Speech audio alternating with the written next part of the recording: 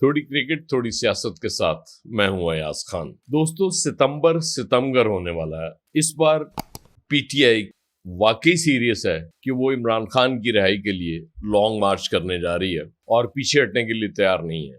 یہ علیحدہ بات ہے کہ عمران خان کی بہنیں اب پی ٹی آئی کی قیادت پہ اعتبار کرنے کے لیے تیار نہیں ہیں اور وہ کہہ رہی ہیں کہ یہ جو مرضی کریں، ہم نے اپنا احتجاج کرتے رہنا اپنے بھائی کے لیے، کیونکہ ان کی آنکھ کے حوالے سے ایک تشویش پائی جا رہی ہے کہ وہ تیزی سے شاید خراب ہو رہی ہے اور وہ چاہتی ہیں کہ کسی طریقے سے ان کا علاج شروع ہو جائے، ملاقاتوں پہ پابندی بھی ختم ہو جائے۔ یہ بھی دعویٰ کیا جا رہا ہے کہ عمران خان کا یہ پیغام ہے کہ اگر حکومت چاہتی ہے کچھ لکھ کے دینا تو لکھ کے بھی دے دیں، لیکن ملاقات ہو جائے ایک دفعہ۔ یہ بڑا امپورٹنٹ ہے۔ اس کے بعد ایک پریشر بڑھتا ہوا نظر آ رہا ہے اس گورنمنٹ پہ۔ یہ آپ سب جانتے ہیں کہ جب عمران خان صاحب پرائم منسٹر تھے تو وہ یہ کہا کرتے تھے کہ میں اب ناگزیر ہوں اس سسٹم کے لیے، ان کے پاس متبادل نہیں ہے۔ ظاہر ہے کبھی نون لیگ پیپلز پارٹی کی متبادل ہوتی تھی، کبھی پیپلز پارٹی نون لیگ کی متبادل ہوتی تھی، پھر ان دونوں کے متبادل کے لیے کاف لیگ لائی گئی جب مشرف صاحب اقتدار میں تھے، اور اب پی ٹی آئی بظاہر تو کہیں نہیں ہے، اس کو اجازت نہیں ہے احتجاج کرنے کی، اس پہ پابندیاں ہیں، سختیاں ہوتی ہیں۔ ایک دعویٰ سہیل آفریدی صاحب کے حوالے سے بھی آیا کہ انہیں یہ دھمکی دی گئی تھی کہ اگر انہوں نے لانگ مارچ کا اعلان کیا تو 5 دن میں ان کی حکومت ختم ہو جائے گی۔ 5 دن سے زیادہ ہو گئے ابھی تک حکومت کو تو قائم ہے، اور کوئی اس طرح کے آثار بھی نظر نہیں آئے کہ اس حوالے سے کوئی کوشش کی گئی ہو۔ ناظرین، اگر آپ کو یہ ویڈیو پسند آ رہی ہے تو اسے لائک کریں، شیئر کریں، سبسکرائب کریں اور بیل آئیکن بٹن دبانا نہ بھولیں تاکہ آپ کو نوٹیفیکیشنز مل سکیں اور آپ ہماری ہر ویڈیو دیکھ سکیں۔ تو بات ہو رہی تھی پی ٹی آئی کے احتجاج کے حوالے سے۔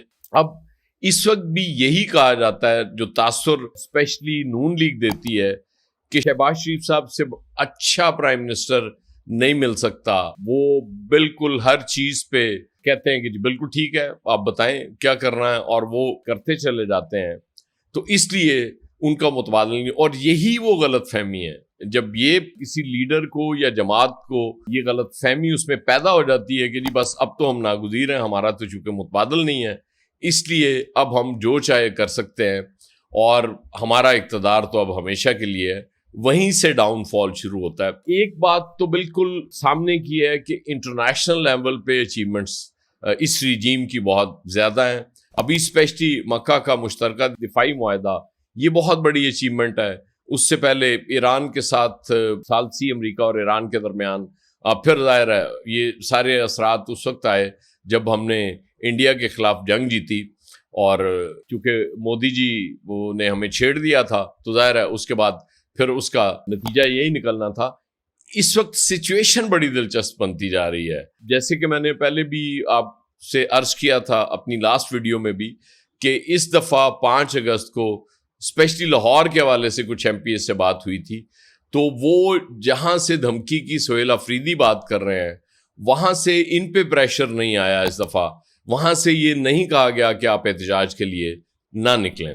اس کا مطلب یہ ہے کہ تھوڑی سی کہیں تو نرمی ہے، کہیں ظاہر ہے وہ اسٹک اینڈ کیرٹ کا سین مجھے لگ رہا ہے جو امریکیوں کے حوالے سے مشہور ہے، کہ وہ اسٹک یوز کرتے ہیں یا کیرٹ یوز کرتے ہیں یا سم ٹائمز دونوں چیزیں استعمال کرتے ہیں۔ مسئلہ انٹرنیشنلی جتنی بڑی آپ کی اچیومنٹس ہو جائیں، مسئلہ ہوتا ہے کہ ڈومیسٹیکلی آپ کیا کر رہے ہیں، کیا آپ کی مقبولیت پہلے سے بہت زیادہ ہو گئی ہے؟ الیکشن آپ جیت رہے ہیں، آپ کو لگتا ہے کہ جی الیکشن چونکہ مینج ہو رہے ہیں تو اس لیے ہماری مقبولیت کا ایشو کوئی نہیں ہے، اسی طرح یہ الیکشنز مینج ہوتے رہیں گے اور ہمارا اقتدار قائم رہے گا۔ رولا وہی ہوتا ہے نا کہ وہ کیا کہتے ہیں، وہ سامان 100 برس کا پل کی خبر نہیں، یہ نئی خبر ہوتی، لگ ایسی رہا ہوتا ہے کہ جی بس ہم چونکہ اس وقت اقتدار میں ہیں، اختیار ہمارے پاس ہے اور یہ چلتا رہے گا۔ پیپلز پارٹی کی البتہ سچویشن بڑی دلچسپ ہے۔ پیپلز پارٹی اسپیشلی بلاول کی اگر ہم بات کریں تو وہ مسلسل احتجاج کر رہے ہیں،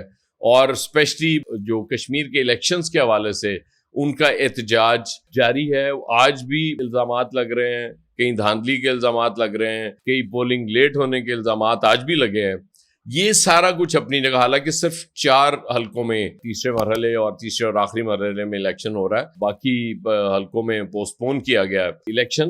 اس کے باوجود دھاندلی کے الزامات ہیں. بلاول نے تو یہاں تک دھمکی دی تھی کہ وہ مینڈیٹ اپنا چھین کے واپس لیں گے. اب دیکھنا یہ ہے، کیونکہ کہا یہ جا رہا تھا، جیسے رانا ثناء اللہ کا جملہ مجھے بڑا پسند آتا ہے جب بھی بولتے ہیں، وہ انہوں نے یہ کہا تھا اور بڑا دلچسپ جملہ انہوں نے کہا تھا کہ جو الٹی گنتی کی بات کر رہے ہیں، 10 اگست کے بعد ان کی اپنی الٹی گنتی شروع ہو جائے گی اور گنتی سیدھی ہونا شروع ہو جائے گی.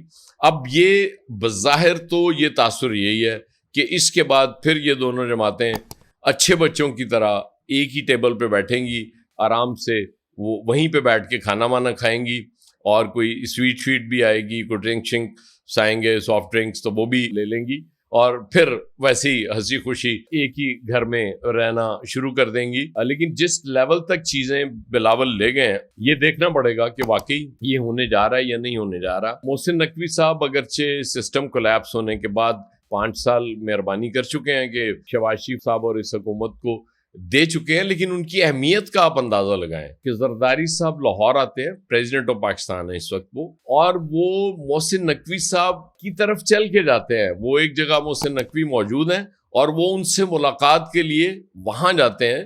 پریزیڈنٹ آف پاکستان، جتنا مرضی آپ کا تعلق ہو، آپ بیٹا کہتے ہیں ان کو، جو بھی ہے، لیکن اس سے کسی کی اہمیت کا اندازہ ہوتا ہے کہ وہ کتنا ہے، کوئی شخص کتنا اہم ہے. یہ علیحدہ بات ہے کہ جب وہ زرداری صاحب پھر لاہور سے اسلام آباد کے لیے روانہ ہوئے تو ملک احمد خان کے ساتھ محسن نقوی بھی انہیں سی آف کرنے ایئرپورٹ گئے. یہ بھی سین ہم نے دیکھا ہے. لیکن اس سے پہلے ملاقات زرداری صاحب سے ملنے نہیں آئے، وہ زرداری صاحب ان سے ملنے گئے تھے، تو یہ کوئی عام بات نہیں ہے. بہرحال پی ٹی آئی اس دفعہ سیریس لگ رہی ہے، اور دیکھنا یہ ہے کہ اس دفعہ کیا پی ٹی آئی کو اتنی رعایت مل جائے گی کہ وہ یہ احتجاج کرے اور عمران خان صاحب کو رہا کرانے میں کامیاب ہو جائے. عمران خان کی رہائی کا مطلب تو سیدھا ہے کہ جیسے ہی وہ باہر آتے ہیں اس کے بعد یہ گورنمنٹ نہیں رہتی. یہ گورنمنٹ پھر ظاہر ہے اس کو جانا پڑے گا، کیونکہ عمران خان صاحب بات ہی جب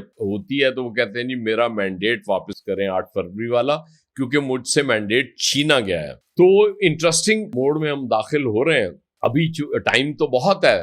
27 ستمبر میں جو انہوں نے وہ ڈیٹ دی ہوئی ہے لانگ مارچ کی، اس سے پہلے بھی بہت سی چیزیں ہو جاتی ہیں. ایک لانگ مارچ آپ کو یاد ہوگا نواز شریف صاحب نے بھی شروع کیا تھا، اور وہ لانگ مارچ گجرانوالہ پہنچتے پہنچتے کامیاب ہو گیا تھا. اس دفعہ کا لانگ مارچ یقیناً پشاور سے شروع ہونا ہے. تو کیا وہ مردان یا 4 سدہ تک پہنچتے پہنچتے کامیاب ہو جائے گا یا پھر اس کو روک دیا جائے گا؟ یہ بہت انٹرسٹنگ ہے. اس پہ ظاہر ہے آپ بھی نظر رکھیں گے، ہم بھی نظر رکھیں گے، اور جیسے جیسے اس میں ڈیولپمنٹس آتی جائیں گی ہم آپ کے ساتھ شیئر کرتے جائیں گے. اور یقیناً کچھ ایسی بھی جو بیک گراؤنڈ میں چیزیں چل رہی ہوتی ہیں وہ بھی آپ سے شیئر کریں گے. تو آپ دیکھتے رہیں اور ہم بولتے رہیں گے. بہت شکریہ.